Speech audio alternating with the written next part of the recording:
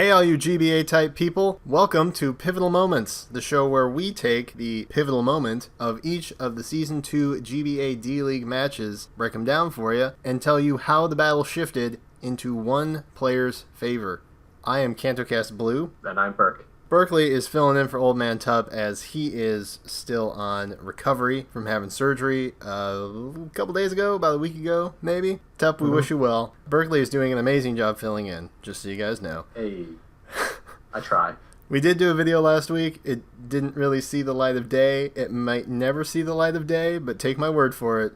Berkeley's a champ, and the commentary was absolute gold. But we're going to do it this week, and it's going to be just as good, I promise. And to that end, Berkeley, what was our first match this week? So the first match we had was the Shelmets versus the Stantlers. This was a very good match. I think the pivotal moment, though, definitely was Ellie going away to EGX. Definitely shifted the tide into the Shelmets' favor, granting them a 3-0. Yep. And that's all I have written down for that match.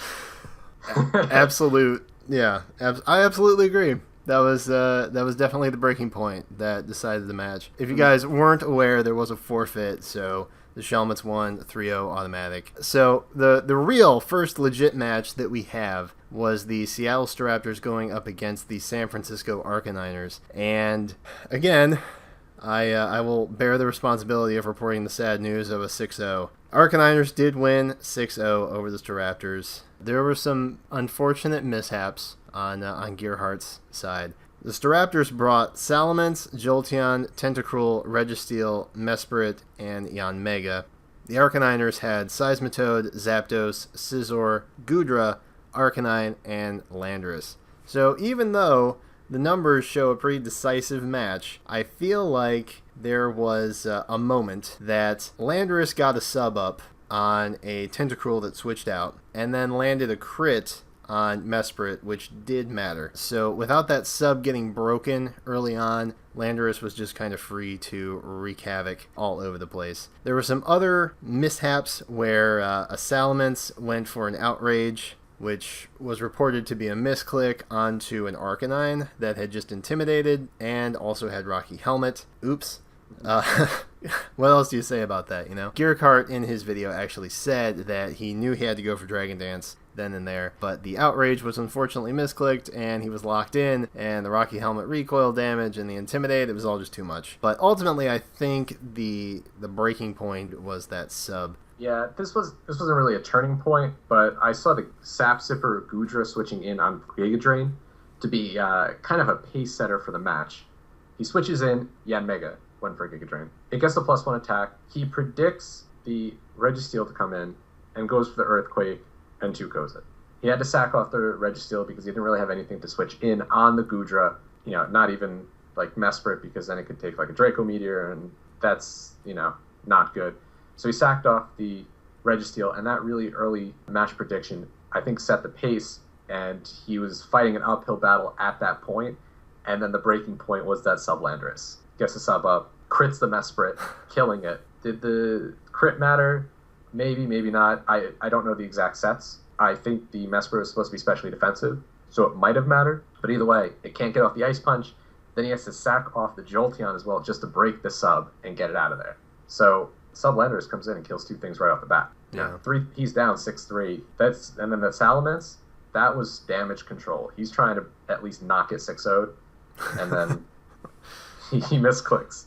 So the stars aligned, and just mishap after mishap, he gets 6-0'd. So I guess we'll move on to the next match. We have the Washington Blazekins playing the Miami Dolphinions. Blazekins brought Mamoswine, Skarmory, Lucario, Mega Venusaur, Cofagrigus, and Alakazam. And the Dolphinions brought Butterfree, there it is, Latios, Mega Metachamp, Sylveon, Rotom-Wash, and Nidoking. This was a very interesting battle. Very interesting. I think a huge turning point in the match was the Dolphinions had in their Latios against the Mega Venusaur. Each time it had been in on the Mega Venusaur, it went for Roost predicting the switch out. This time he did the same. The Blazekins went for the knockoff instead, got the crit, and killed the Latios. This almost definitely mattered in killing it because Blue, I think you said, max attack adamant knockoff from a Mega Venusaur to a 0 defense Latios. does like 65% maximum. If the Latios did not have any sort of HP or defense investment against a fully invested Mega Venusaur, it did anywhere from like 80 to 95% ish. And we promise you it was not at all that type of investment. Yeah, sorry, I mixed up the counts. But yeah, it couldn't have been a full max attack Adamant because it is mostly a special attacker with knockoff for a utility. Yeah, if the sets were standard-ish, it would have been right around 60. Yeah, I know Nick said in his commentary that he doesn't think the knockoff mattered. Maybe, we don't know exactly what sets they were running. If he was running them fully max attack Adamant knockoff, then it probably didn't matter. But, it's hard to tell. And that took away a huge offensive threat from the Dolphinion's team. That was gone now. Latios dealt with like Cofagrigus, dealt with the Mega Venusaur, and some other things. Nothing really on the Blaziken's team. Nothing really wanted to switch on a Draco. Now it's gone. And then I think the part where it just kind of shifted all the momentum to the Blazikens, nothing was really going on for a lot of the battle. There's a lot of switching around. Sylveon was still proving to be a problem for the Blazikens. It could switch in almost with impunity against the Alakazam. But at some point, the rocks do take its toll. It's down to about like 65% HP. Switches in on a Psyshock from the Alakazam. It goes down, and Hardy goes for the Protect, try to bring his HP up a little bit. And if you got the double Protect, it's possible that the Sylveon might have lived. The Psyshock, after the next Leftovers recovery, it does not get the double Protect, and it goes down to the next Psyshock. At that point, the battle picks up a lot of pace, and Nick was just able to carry that to victory. I'm not sure how crucial the Latios was. I'm assuming pretty crucial just because of the threat that it represented. But ultimately, it was the only defogger possible. I'm not sure if Latios was actually carrying defog, but if it was, that was one way to get rid of those hazards. And, like Berkeley said, there was a lot of switching that was happening on Hardy's side. Had the hazards gotten away a little bit sooner in the match, HP wouldn't have been down as far. Maybe Sylveon would have lived a little bit longer. You know what else would have lived? I didn't include this in my notes, and I probably should have. The Butterfree was taking 50% on each switch-in. Oh yeah. That was a big loss right there. I was so sad to see that thing go down. I really was. It switches in twice and takes a sludge bomb. I was like, it's finally here. Just kidding. But, yeah, R.I.P. Butterfree, for sure. But hardly knew yet. Yeah, but, I mean, that defog potential, if it did have defog, that could have been really crucial. But, yeah, definitely. Once the Latios went down, it was just kind of over, to be honest. A good fight, though. It ended in 0-2 in the Mighty Mamoswine's favor. So 2-0 is now the 6-0, which good on Hardy. We see some interesting things as well. Yeah, absolutely. What was it? Calm Mind? Mega Metachamp? Yep, Calm Mind Mega Metachamp. Never thought I'd see the day where that's actually used, but Focus Blast took down a Skarmory. That's all I got to say. Yeah, if you guys have not seen that yet, you definitely should. It's well worth your time. And the last battle that we're going to talk about are the Houston Gastros against the Buffalont Bills. This was also a really close match. It was an 0-2. The Bills won 2-0 over the Gastros. The Gastros did bring Mew, Suicune, Nidoqueen, Togekiss, Spiritomb, and Darmanitan.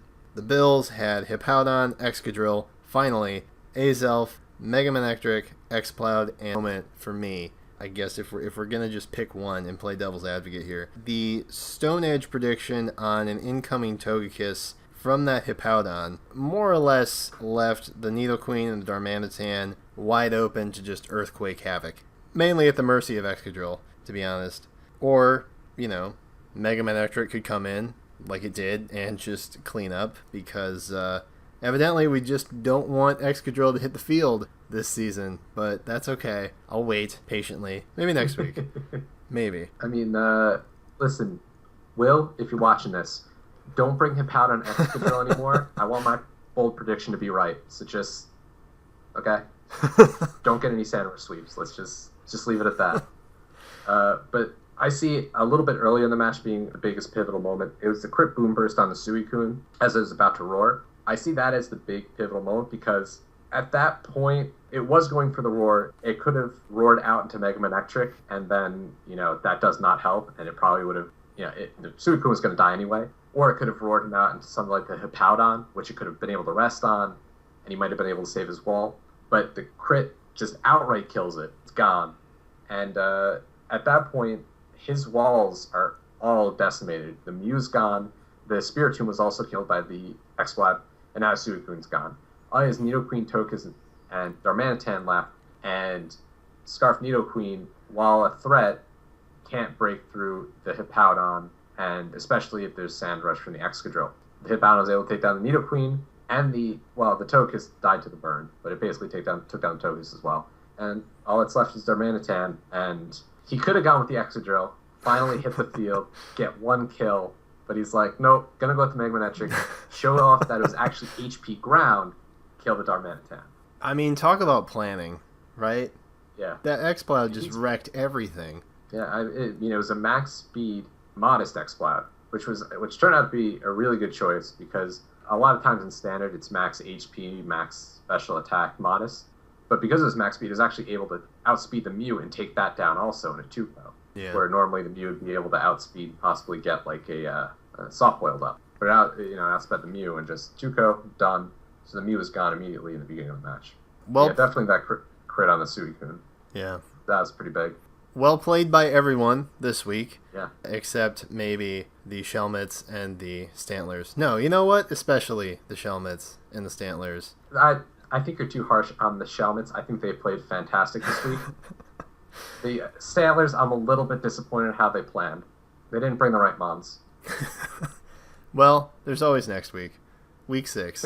It's going to be better. But that was this week's Pivotal Moments. What were your guys' pivotal moments? Let us know in the comments below. Let us know if we missed anything or what you thought the pivotal moments for the weeks were. But this is the last week I'm on. I think Tup's going to be back next week.